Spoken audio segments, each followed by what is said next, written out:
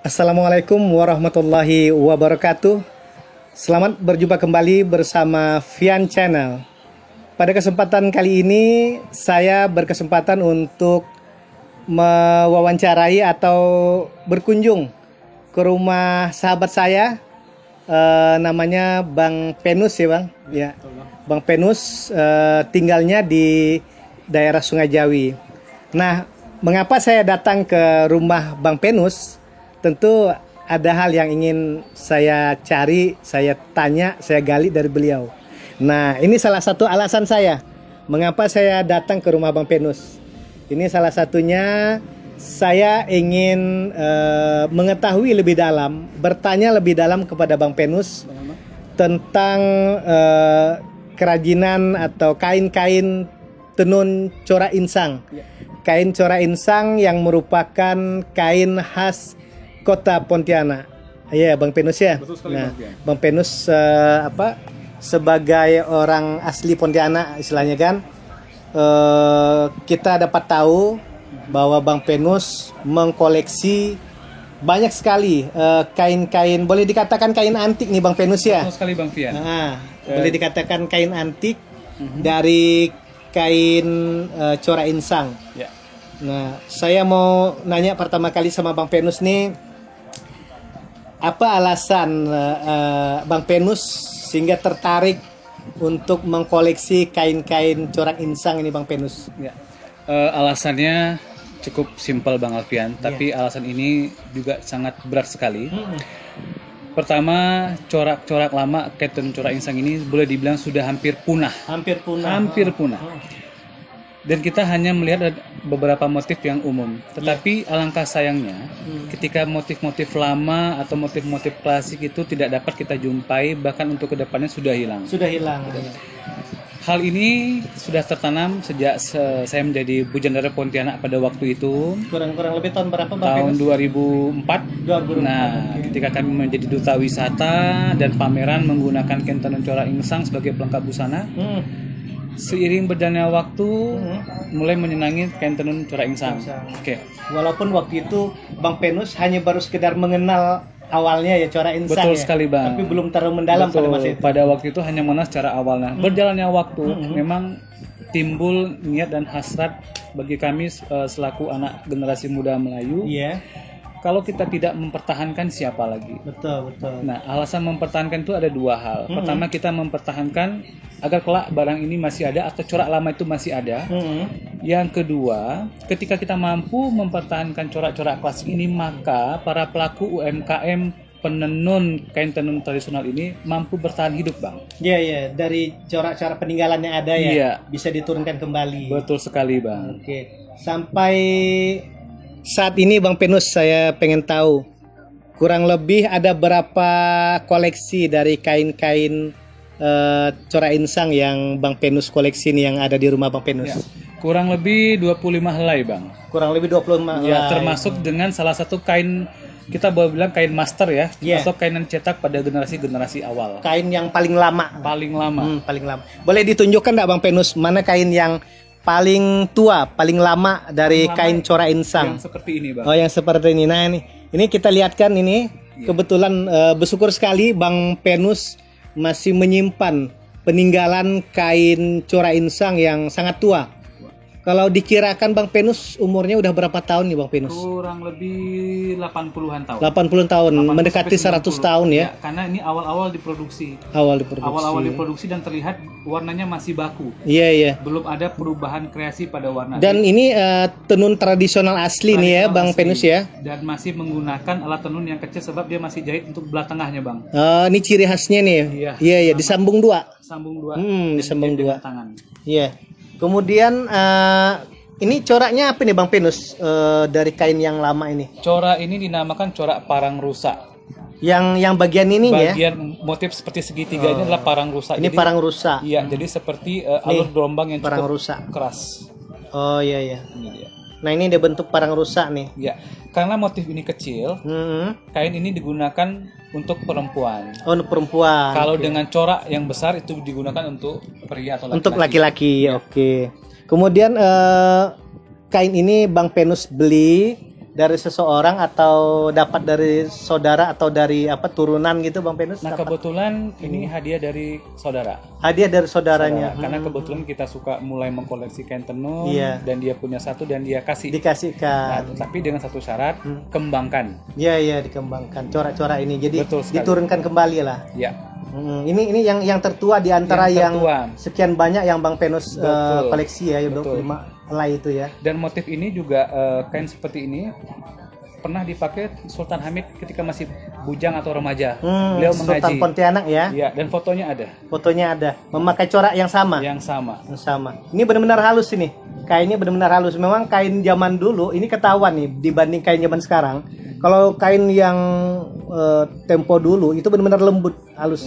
Dia katunnya ini kadarnya benar-benar tinggi. Katun terbaik lah. Iya, pada katun masa. terbaik di zaman dulu ya. Dan begini Bang Alfian, kenapa kain corak insang itu harganya sangat mahal pada zamannya? Iya. Pertama, pewarnanya dia harus impor dari Jerman dan Singapura. Pewarnanya. Pewarnanya. Impor ya. Impor. Bahan benang dia impor dari Singapura juga. Dari Singapura. Dan Jadi boleh dibilang 90% alat bantu produksi itu dipesan dari luar negeri. dari luar negeri. Bahan baku benang, pewarnanya itu Iya. dibeli dari luar negeri. Dari luar negeri. Oh, iya. Dan tempat-tempat sisanya sebagai pembuktian masih tersimpan sama saya Bang. Oh. Jadi ketika orang bilang masa sih bahannya saja dari Jerman, Iya. kata orang black ya dari seng itu Iya. masih saya simpan sampai sekarang. Barang Itu bukti sebagai- peninggalannya iya, ya. sebagai barang bukti pembuktian bahwa ini benar-benar kain yang sangat mahal sekali. Iya. Jadi Bang Penus ini tidak hanya mengkoleksi kain jadinya saja, kain antik saja zaman dulu, tapi beliau ternyata juga menyimpan peninggalan apa ya, semacam bahan baku. pewarna, bahan baku pembuat kain ini. Salah satunya pewarna itu yang katanya diimpor dari luar negeri tadi ya. Iya. Itu juga Bang Penus ada koleksi, ada nyimpan. Kemudian saya mau nanya lagi Bang Penus, Boleh, selain Bang. dari mana kain tertua, di sini ada kurang lebih ada 4 sampel dari kain corak insang yang dihadirkan oleh Bang Penus di antara 25 koleksi Bang Penus kan. Iya. Kita mau tahu nih Bang Penus, corak-corak apa saja yang ada di depan kita ini dari kain corak insang. Apakah kain corak insang ini hanya ada satu corak saja Iya. atau ada beberapa corak? Mungkin Bang Penus bisa jelaskan. Oke. Kain tenun corak insang ini tentunya memiliki banyak corak sekali Bang Fian, dan tidak hanya yang tadi kita lihat, tapi ada corak parang seperti ini. Nah, dia disebut dengan parang besar karena memang alurnya itu cukup lebar. Iya. Nah, seperti ini. Nih. Iya, parang besar. Yang bagian tepi ini ya Bang Penus ya. Iya, Ini bagian ya. dalamnya Bang. Nah, bagian dalamnya ini disebut dengan parang besar. Nah, motif yang besar ini, yang kurang lebih 4 jari ini Iya. digunakan oleh kaum pria. Oh, kalau Skalanya coraknya besar, Iya, motifnya besar, berarti kain ini dipakai umumnya oleh kaum pria Pria. pada zaman dulu sekarang. betul. Kalau kecil, Itu digunakan oleh kaum perempuan. Iya. Oh. Dan informasi ini saya dapat langsung dari almarhum Allahyarham Sultan Syarif Abu Bakar Al-Qadri. Iya, iya. Nah, ketika saya meriset berjumpa beliau mengatakan itu. Hmm. Saya bertanya, apa perbedaan untuk pria dan wanita? Beliau mengatakan bahwa kain laki-laki dengan corak besar itu digunakan oleh pria, Pria. dan yang kecil itu digunakan oleh kaum wanita. Wanita. Iya. Oke. Jadi dari cara pemakaian pun tidak sembarangan kain corak insang ini, karena yang menjadi nilai seni yang dimunculkan dari kain corak insang ini adalah di bagiannya sininya nih. Iya. Yang bagian Dalamnya. seperti zigzag ini. Iya. Ada warna ungu, ada warna hijau, dan ada warna kuning. 3 warna. Dan kata Bang Penus tadi, Iya. kalau dia besar coraknya berarti dipakai oleh kaum lelaki, dan kalau dia lebih kecil dari size ini berarti dia dipakai oleh kaum perempuan. Jadi itulah pakaian, tidak bisa sembarangan. Dia juga punya adab ya Bang Betul, Penus ya. betul sekali, Bang Punya Fian. tata cara pemakaian. Betul, dan terlihat di sini kalau kita membayangkan zigzagnya itulah alur pada Sungai Kapuas. Oh, yang Nah, ini Iya, zigzag ini ya. Iya, alur Ini pada menggambarkan alur Sungai Kapuas alur ya. Sungai Kapuas seperti ini. Nah, Jadi baru saya tahu Bang Penus dulu apa filosofi ataupun cerita di sebalik motif corak insang ini kan. betul. Ternyata Bang Penus baru menjelaskan bahwa gambaran zigzag ini seperti gelombang ini Iya. karena kota Pontianak itu kota yang berada di tepian Sungai Kapuas. Betul Ya sekali, Bang Bang. Penus ya, juga berada di tepian Sungai Kapuas, dan dia menggambarkan letak geografis dia itu di Iya. kain. Nah, ini dia gambaran salah satu identitas dari kota Pontianak, yaitu Sungai Kapuas, itu digambarkan di kain Cora Insang ini. Ini saya baru tahu Bang Penus. Iya, Bang. Mudah-mudahan rekan-rekan juga sahabat Vian Channel juga mengetahui hal ini. Kemudian selain dari corak ini ada corak yang lain lagi tidak Bang Penus? Ada Bang Fian. Oke. Ada corak yang cukup unik dan sebenarnya proses produksinya menurut saya cukup lumayan rumit. Rumit. Oke. Ini dinamakan parang rusak. Dibanding dengan yang tadi ya, Cora Insang itu nama Produk tenunnya bermotif parang Bermotif losek, parang rusak, ada parang kecil, ada parang besar. Nah, betul. kalau yang tadi itu parang besar. Parang besar, kain tenun Cora Insang Oke. motif parang Ini besar. biar jelas Bang Penus, kita Oke. ulang lagi. Nah, ini kain Cora Insang Mhm, motif parang besar. parang besar. Karena memang lebih besar alurnya bentuknya. lebih besar Bang. Kalau tadi yang kecil katanya yang kita jelaskan untuk dipakai oleh kaum perempuan, lebih kecil dari ini, itu motif kain Cora Insang, motif parang kecil. Betul. Nah, ada dua dia, motif parang besar yang ini dan motif parang kecil yang lebih kecil. Tapi filosofi daripada bentuk zigzagnya ini, dia mengambil gambaran ke Ekonomi, Sungai ya. Kapuas Iya, ya. Sungai Kapuas sebagai Kapuas. pusat ekonomi, dan itulah kemampuan atau kehebatan orang-orang zaman dulu. Dia ketika menciptakan sesuatu hal, inspirasinya itu dari alam sekitar. Biar alam lingkungan dia Iya, tempat tinggal apakah ya. dengan tumbuh-tumbuhan, dengan laut dan sebagainya, Bang. Iya, betul. Dan itu menjadi identitas. Betul sekali, Bang Fian. Oke, setelah yang parang besar tadi, kita lihat lagi yang Parang motif rusak. ini lebih unik saya lihat nih. Lebih unik, betul, Bang. Kenapa dikatakan parang rusak? Motifnya baku dan keras. Nah, yang inilah- ini ke Bang Iya, Penus. semuanya. Oh. Jadi alurnya itu kita boleh menggambarkan bahwa motif parang besar itu dengan alur yang tenang, Iya, ini dengan alur yang yang bergelombang. keras, bergelombang. Betul sekali, Bang. Dan ini adalah parang rusak. Dan Parang rusak. informasi yang saya dapatkan ini pertama bukan juga di karang-karang, Iya. karena kebetulan alhamdulillah Allah mudahkan kami itu bertemu dengan salah satu pemilik tenun Cora Insang atau pemilik usaha langsung pada waktu itu. Di zaman dulu ya, pemilik usaha di Iya, zaman dulu. Di zaman dulunya. Alhamdulillah beliau masih hidup. Saya berkesempatan juga dengan beliau, Bang Pian, untuk bertemu pada waktu itu. Iya. Dan inilah Dia tinggal di informasi. mana itu Bang Penus? Di Kampung Arab. Di Kampung Arab. Di Kampung Nah, Arab.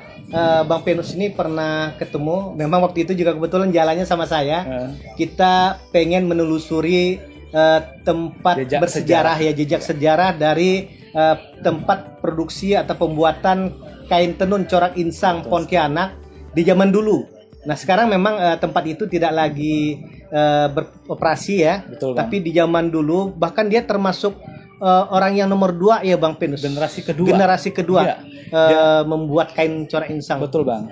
Beliau generasi kedua, Abdul Qadir Faloga, dan mungkin banyak pemirsa fan channel yang mungkin yang baru, wah, ternyata di Kampung Arab ada ya.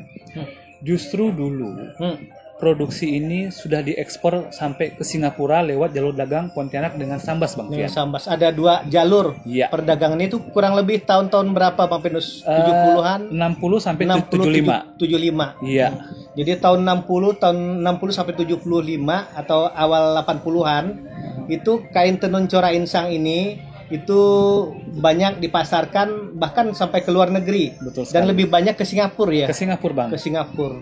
Dan informasi ini juga saya dapat, tentunya bukan kita mengarang-arang, Iya. tapi informasi ini saya dapatkan dari yang namanya, saya sebut Ami Alabed karena dia sudah sepuh. Iya. Nah, pada waktu itu mereka abahnya juga berjualan kain tenun corak insang. Mm-mm. Nah, alhamdulillah saya bertemu dengan beliau juga menceritakan bagaimana kemajuan orang-orang Arab itu dalam berdagang, khususnya kain tenun corak insang. Corak insang. Iya.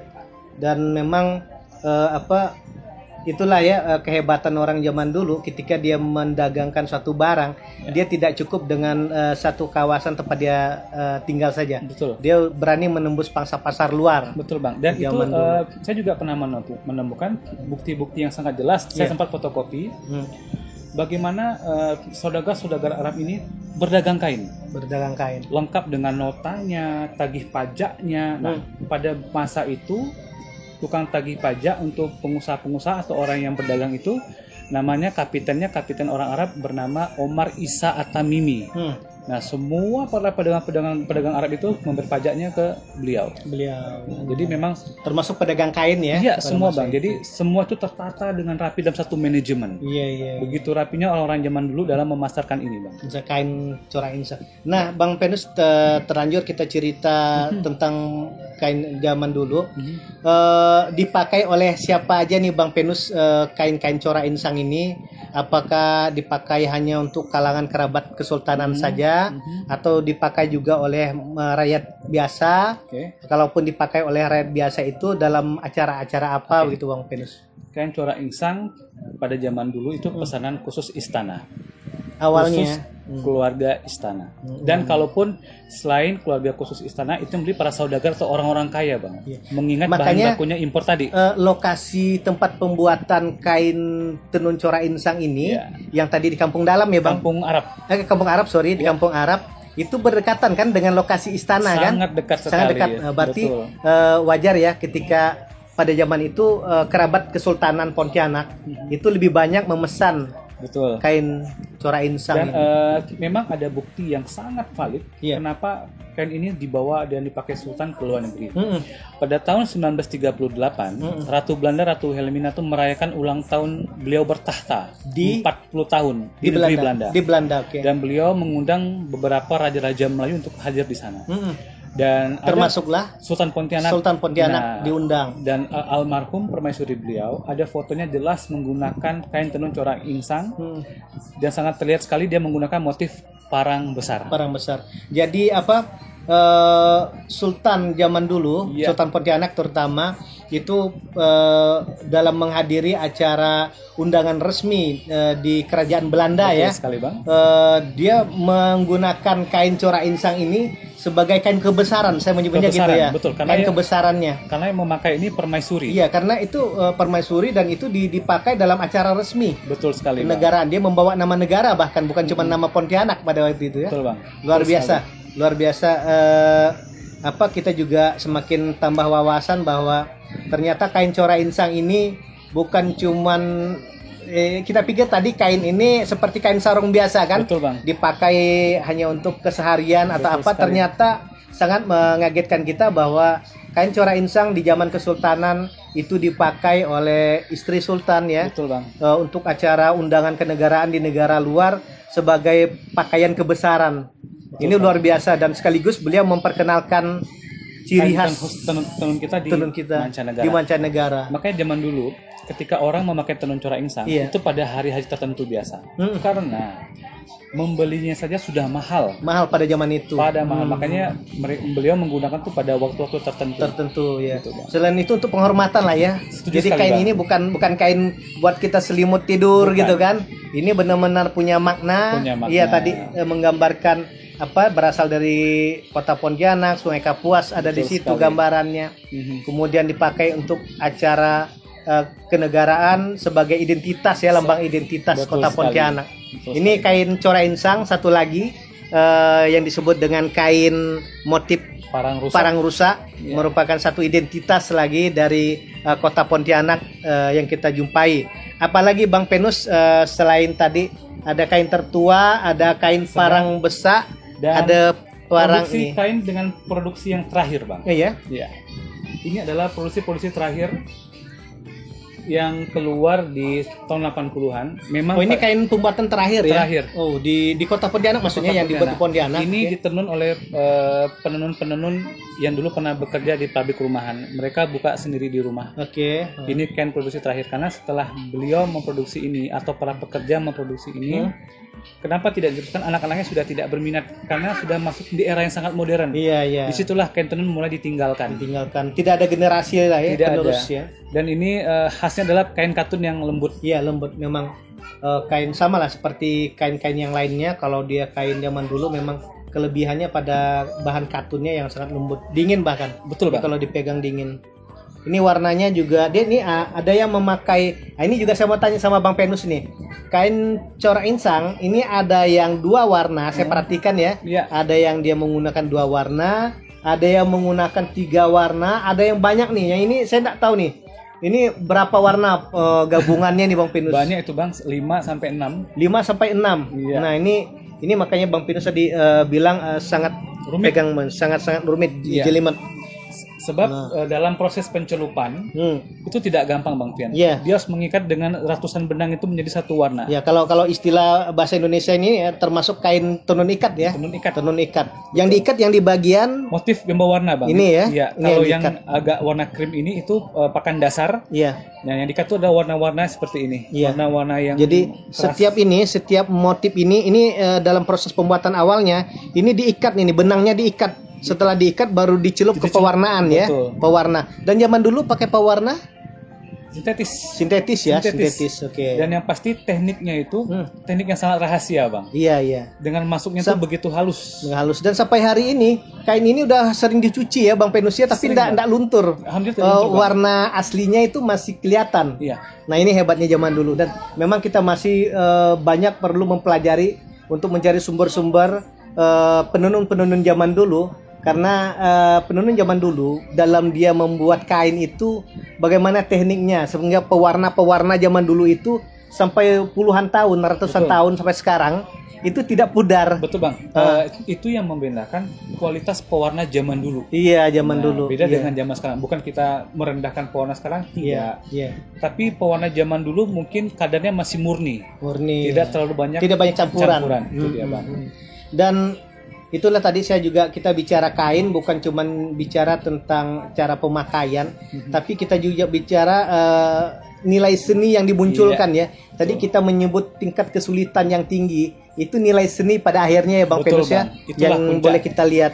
Tadi kalau kita lihat secara dekat gini sepertinya hanya sekedar garis-garis saja. Betul. Tapi kalau dipandang dari jauh orang makainya itu baru kelihatan coraknya, keindahan dari campuran warna yang dihasilkan nih Bang. Mungkin orang kalau melihat warnanya kok seperti ini. Iya. Tapi jangan salah. Iya. Proses pembuatannya sangat rumit, dan memakai menggunakan tenaga kerja yang banyak Bang. Oh iya. Karena ini rata-rata dikerjakan dengan cara tradisional ya Bang. Tradisional. Oke, tadi setelah kita mengetahui apa-apa saja jenis corak insang, ternyata saya juga baru tahu kurang lebih ada 3 yang kita dapatkan dari Bang Penus tadi. Pertama, kain tenun corak insang motif parang besar, kemudian motif parang kecil untuk perempuan, kemudian motif parang rusak. Parang rusak ada 3 kurang lebih yang kita temukan. Mungkin masih ada yang lain tapi kita belum ketemukan ya Bang Penus Itu ya. mungkin nanti di video berikutnya, Iya. biar teman-teman Ya. penasaran. Nanti kita mudah-mudahan kalau Bang Penus ada ketemu lagi dengan corak-corak kain corak insang ini, kita akan eksplor lagi sama Bang Penus, karena beliau salah satu anak muda Pontianak yang masih komit untuk menjaga kelestarian dari tenun corak insang di kota Pontianak ini. Oke. Begitu juga Bang Fen, insya Allah mungkin video ini tidak sampai di sini. Iya. Kita akan bahas tentang pewarnanya. Iya. Kita akan tampilkan juga buat teman-teman Vian Channel gigi suri yang zaman dulu seperti apa yang dari besi yang dia Wah, punya. lebih mantap ya. Jadi lontarnya juga. kata Bang Penus, kita tidak cukup mengeksplor apa-apa saja motifnya kain peninggalannya. Betul. Ternyata Bang Penus masih menyimpan peninggalan-peninggalan lainnya dari cerita tenun corak insang ini. Ternyata beliau juga menyimpan apa tadi gigi suri ya. Gigi suri salah satu alat untuk menenun. Alat terpenting lah yang Ya, paling seperti penting. sisir ya Bang Iya. Penus. Dan itu asli ya Bang Penus ya. Asli dari besi. Dari besi. Dan diimpor dari Singapura Bang Pian. Diimpor dari Singapura alatnya. Jadi begini Bang, berbicara soal kain tenun seperti ini, Iya. itu tidak berhenti di sini saja. Iya.